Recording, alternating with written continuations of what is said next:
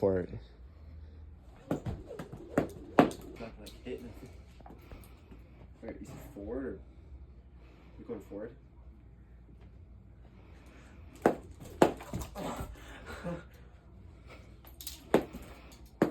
Wow. It's fucking scary. I can't. Oh man. Well, hello again, of course, with a different angle. Today we're trying some new planet ideas. Just because now, since we have the parts for our timer, our button, and a fog machine, not the fog machine that we want. But now we kind of at a point where I'm gonna have probably two ideas to go with this. First one, my first idea was basically to get something that was called like an AV cart. There's a couple of styles of the AV carts, and I'll try to draw some of them out as roughly as I can, where basically a part of the AV cart has a nice little door right here for storage. Okay, and it has little wheels too as well to transport it. While there is a nice little section, sometimes there'll be a nice little section which could be a shelf. So this is a door for storage. Then you have a section here, and then you have another, and then you have a top part. Some carts don't have this. Usually they just have this, and then space, and you have the top space. So the idea I thought was basically if I did get an AV cart, I would look for the ones that are basically something like this one, where they do have that storage, where I would store stuff like the fog fluid and everything like that. This area right here, I would have a board holding all my wires and everything like that. All the wires. While my button sits on top of here, which means I would need to build an extension part where the timer will sit,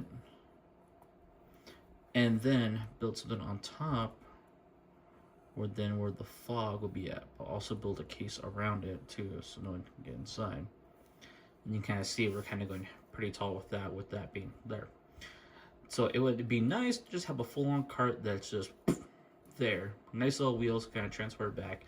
And my idea with this was also make sure that it can get cut in half so that this can be in my vehicle and that part can be, because trying to have something like this with machines like that, I'd rather have everything just machine wise, because it's having fog fluid and storage stuff, having the fog fluid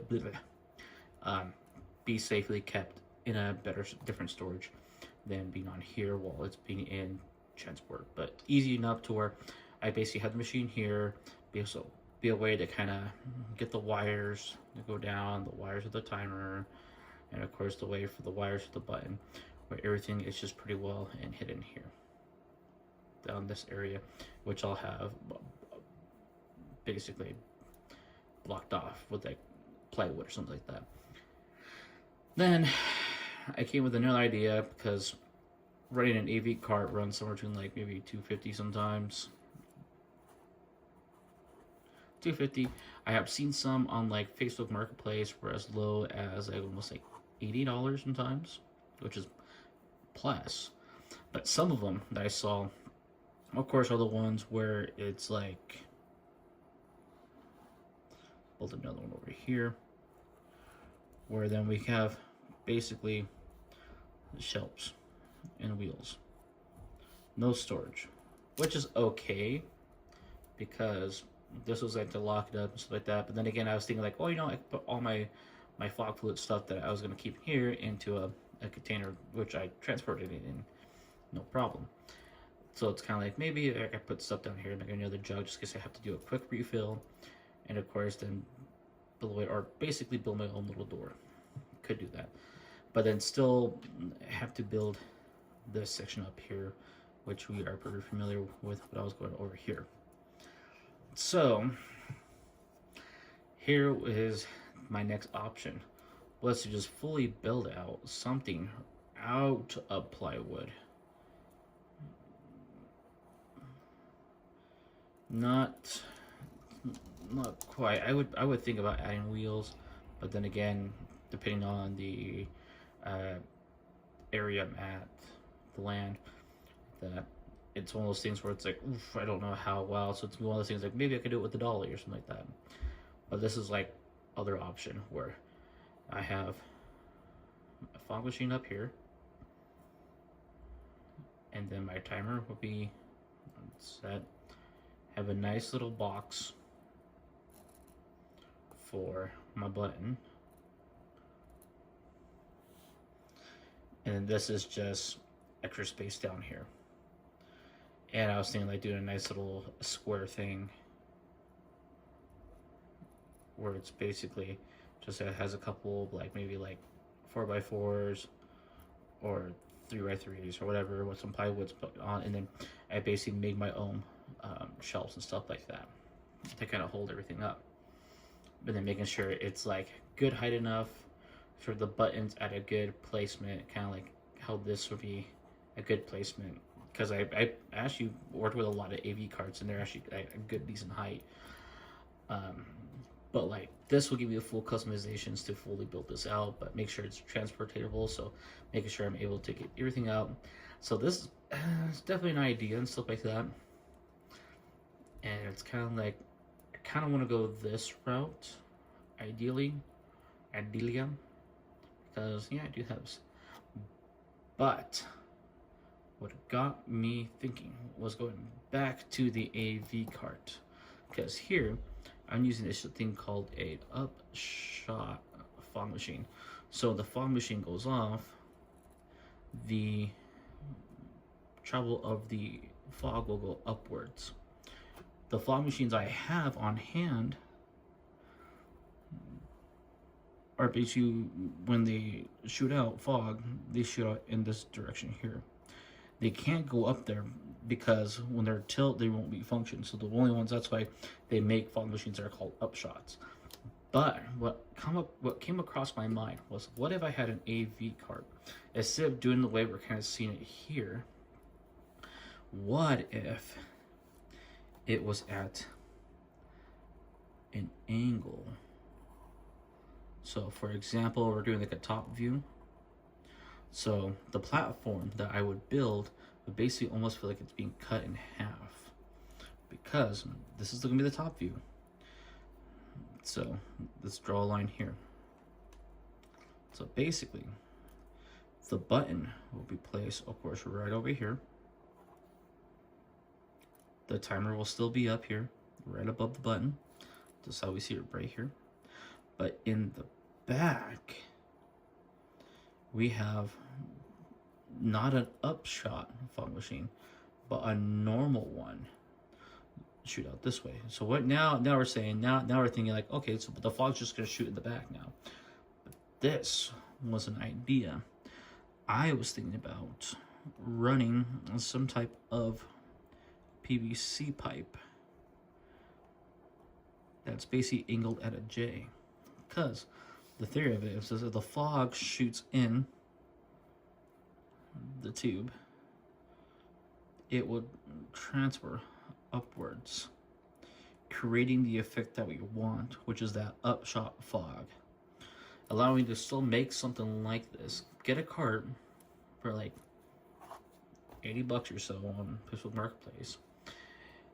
Use it for what I wanted, which was basically creating this empty space to create the good height.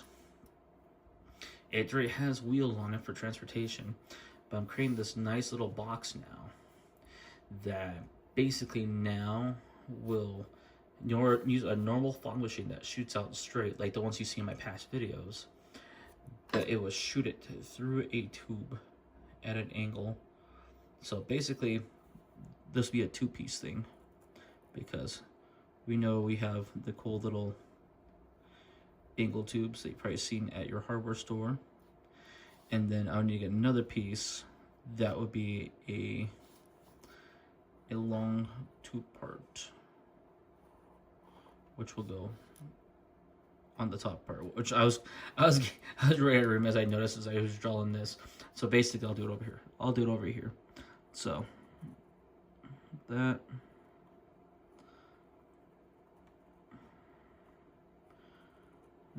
our 90. That's our elbow. I think that's what they call it. And then we'll have the second piece. And that creates this little chimney effect. So when the fog goes in, the goal is to have it shoot out. So the way we're gonna test this theory is I have to make a trip to a hardware store. Luckily I work at one. Get these two pieces and then basically run my fog machine, my normal one. I don't have an upshot yet, but this is basically what I'm putting in. This is plan A. This is plan B. This right here is plan, let's see. But the way the plan C could work is if this works right here. So let's go ahead, have fun. Let's get a couple pieces, make sure they're correct, and definitely test this theory out, because if I can do it this way, that kind of saves me from the other ones. It saves you money too. But let's see how this goes. All right, now time for the other project. We have the other one kind of put away over here. Now, so that was more for escape arena, for the escape room stuff, the whole timer button. Now we gotta come up with a whole nother design, just something like a backboard for the can smash. So my original idea was to basically, let's draw my table. So we have our table here. Our table has areas where we had our nice little platforms, where we have our cans. Those are the platforms. Then, because we saw how the net worked in the first video, it helped the cans stay on the table, but the bing bags were flying through the netting. So, and the first idea was basically creating a board that extended all three of these with a slight bit of an angle that also reached the end of the table, creating this cool little backboard thing, so that the cans will not only hit the backboard too, but also will help the bean bags from not falling behind in the netting. So, and this will also allow for people to be able to go more, almost like full strength throws to really try to get these cans knocked down. Because I saw that with the knowledge of these cans and the big bags going through them, which was no problem. I was able to get the cans and stuff like that. But it was a funny thing where I saw that. Then again, so the whole goal was this backboard. So this is an idea, but then again, trying to fit something that's about like roughly, the tail is about like 8 feet. So fitting something like that in the back of my car. And I was thinking about doing something where maybe I split it in half, making it into basically into a 4 feet. Better just opens close. But then I'm like, then I have these I remember that are kind of like out. So it's like backboard and then like that. So let me give you a top view so you understand a little bit more better. So basically, best as I can, this would be the 8 foot part-ish. So this is the table-ish. Well, okay, my math's kind of wrong. Don't pay attention to that. Roughly, I would say like, I don't know, we're probably somewhere between like 7.5, 6.5, something like that.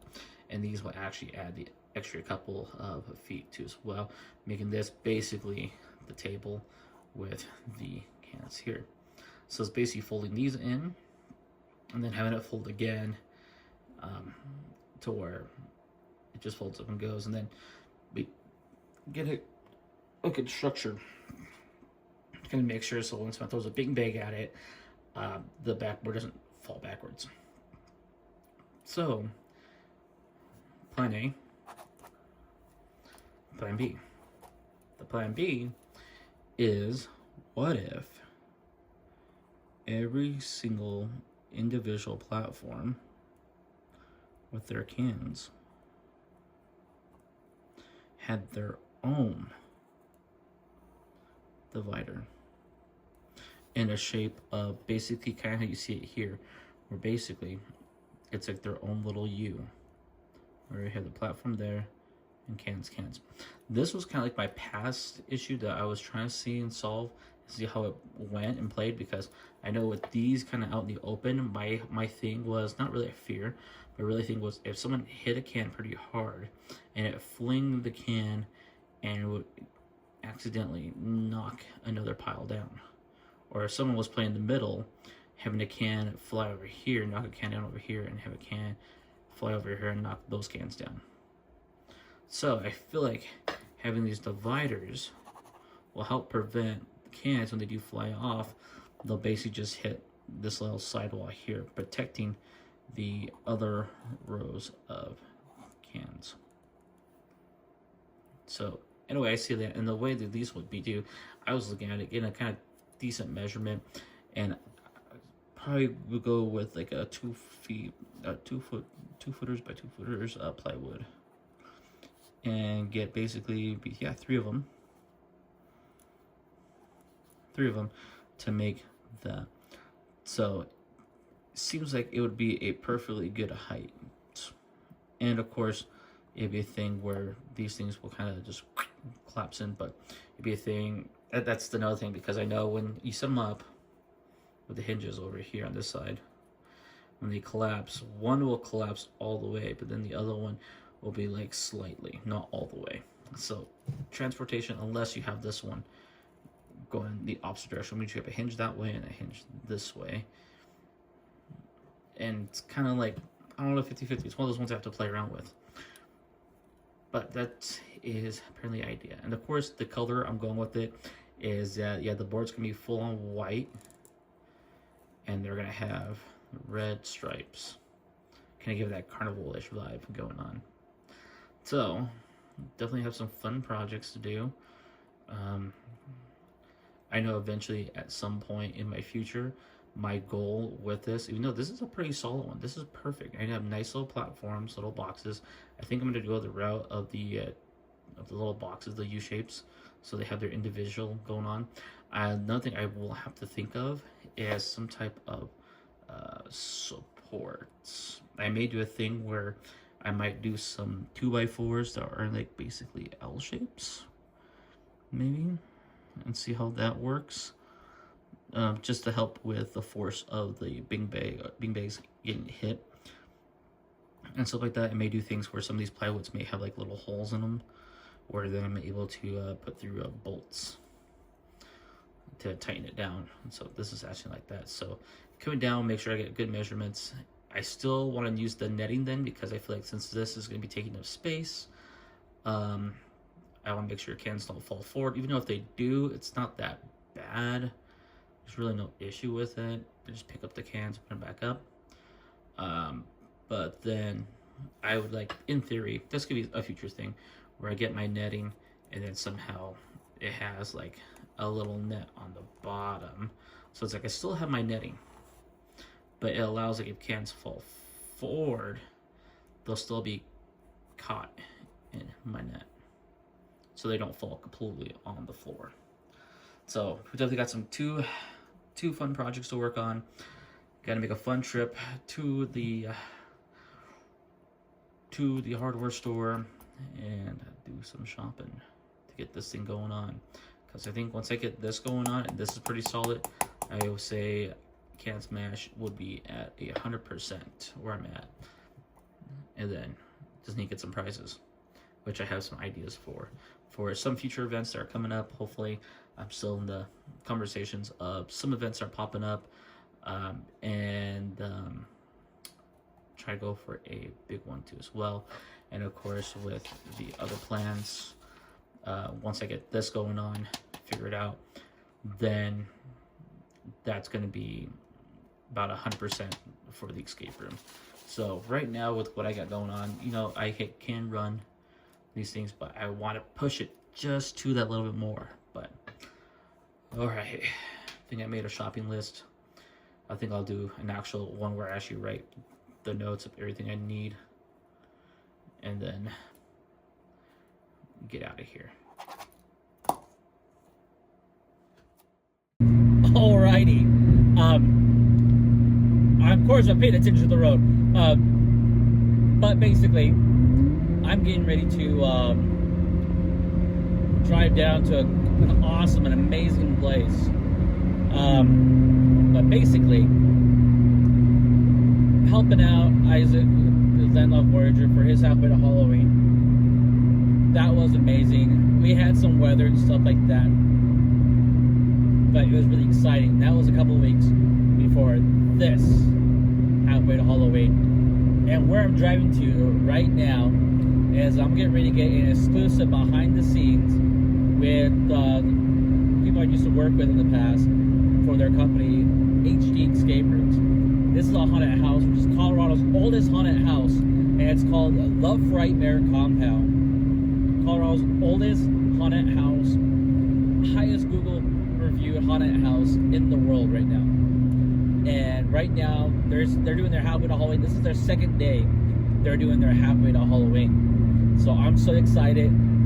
Reached out to the owner, Josh Over, who's owner of the haunted house, to see if I can get a nice, cool little sneak peek of the new scene that they built. And of course, I don't think I'll be able to showcase the new scene.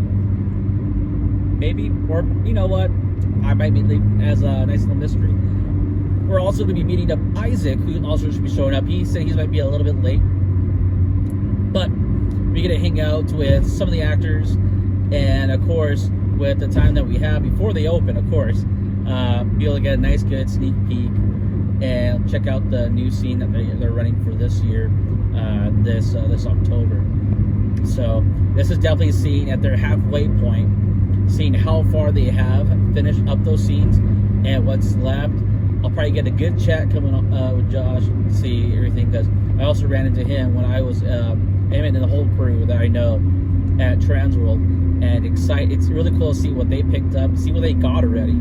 I've been seeing a lot of their stuff on the social media, but now it's coming down to what came in the what came in the mail already, what's already installed in the scenes, and then what's kind of like what's missing that then we'll expect in October.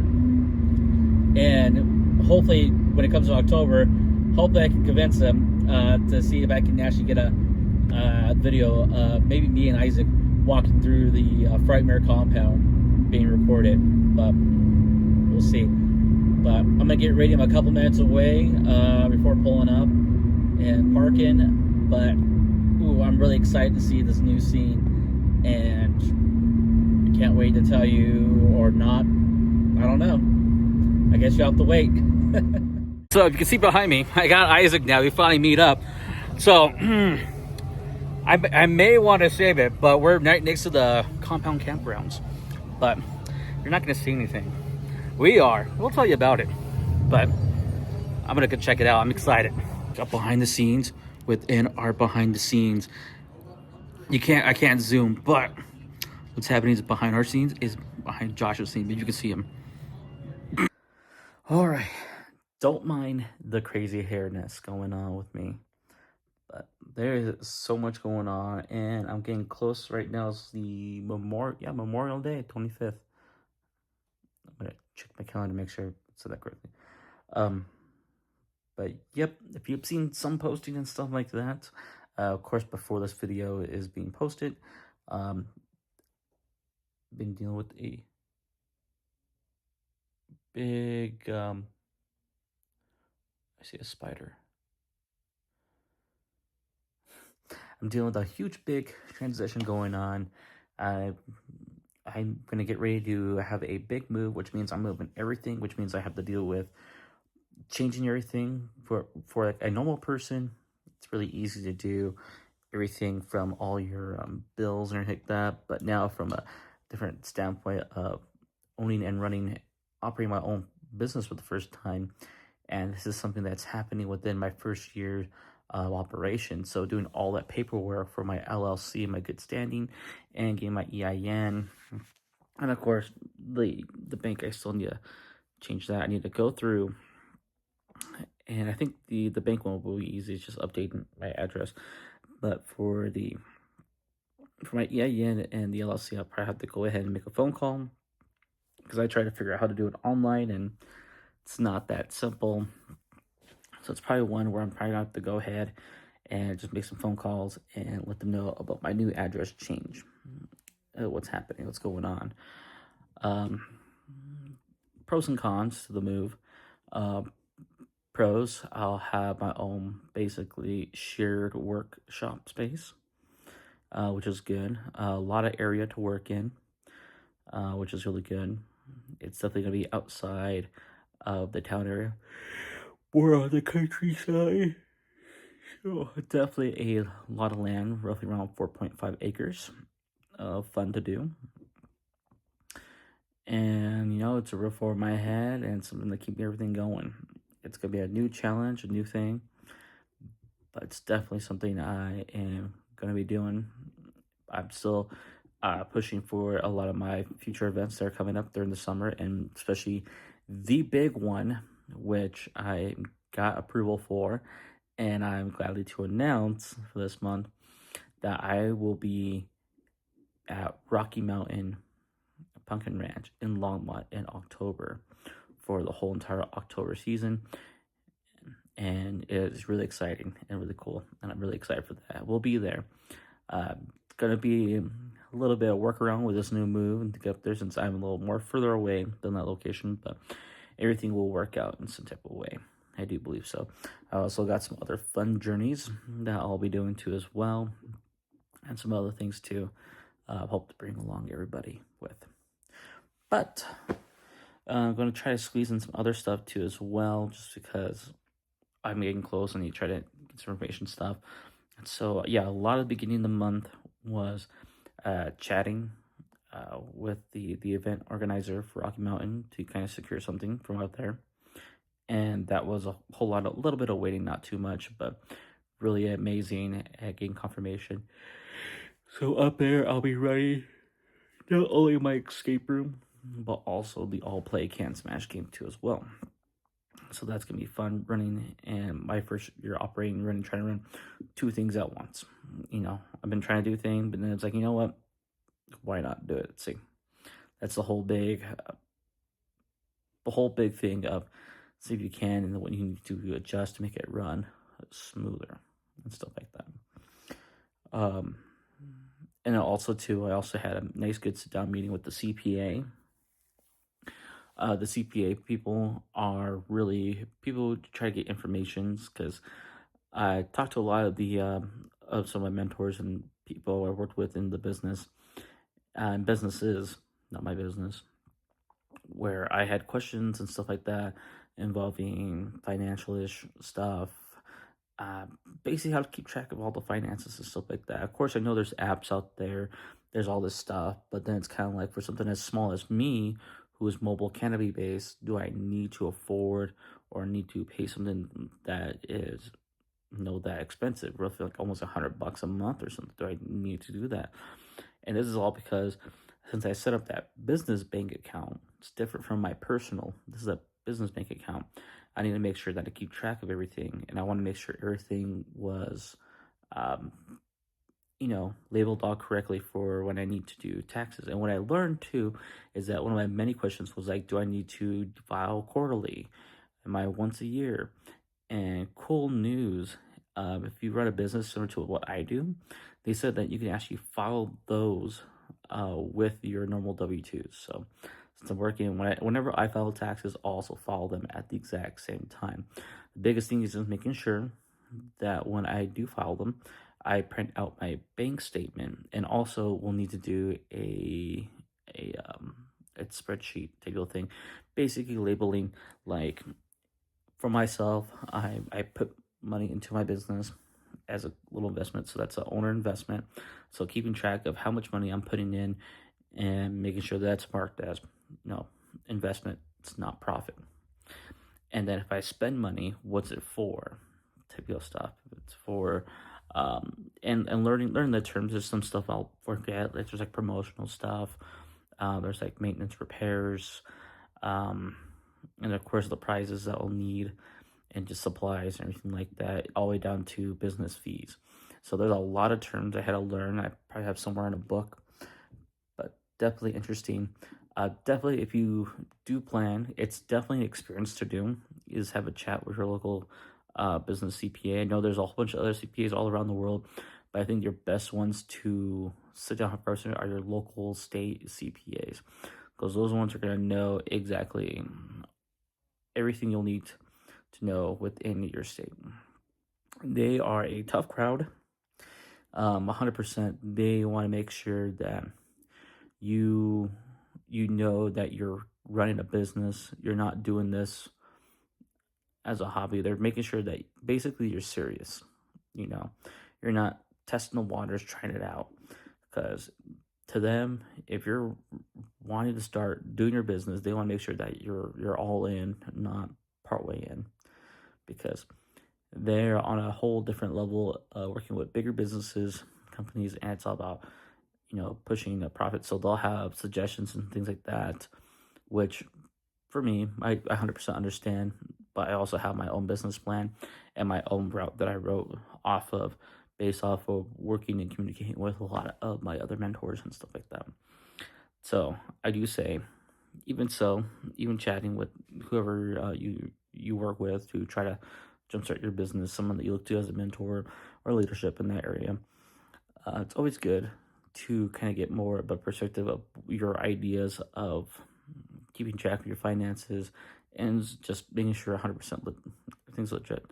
That's the big part, making sure everything's, because you don't want to have any screw ups when it comes to tax season. Is sit down, talk to a CPA, and I'm excited. I've reached out. I have a whole bunch of more other cool stuff, other farms too as well. Especially moving to this newer area, I think it'll allow me to have more access. Well, I'm always big. I'm not saying that I'm not good, but I don't mind the travels. But I feel like this new move is gonna help me out. Probably be access to maybe some more other locations too as well, which I'll help to reach out to. Definitely a lot going on. I wanted to make a video before I continued packing some of this stuff up, getting it all prepared for the move. And I know this is going to be fun because I'm basically trying to record something for this month, and also pack, get moved in, and get all situated. And I still have to upload this, still have to edit and upload this video for this month. So a lot going on. I also had a trip to Vegas, and yeah, there was just a lot going on. So I know I'm trying to do as much as I can, record no matter what. That's the biggest thing I say. Just give you something. This is showing you month to month of what I go through in my first year of operations, and I hope that for some people can find this as something helpful, and understanding that some people have perfect years, some people have some rough paths, but documenting everything. So of course this video will be out end of the month, and definitely be prepared for what's upcoming next month, because I'm kind of excited for that one too, because what I wrote down probably won't happen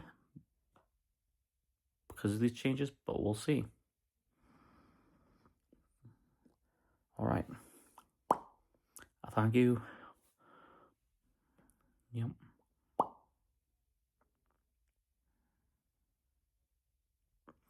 So, next you'll see me on will probably be maybe getting a slight tour of the new place a little bit. I don't know. But, all right, let's finish this stuff and then get it going for the other side. I'll see you over there.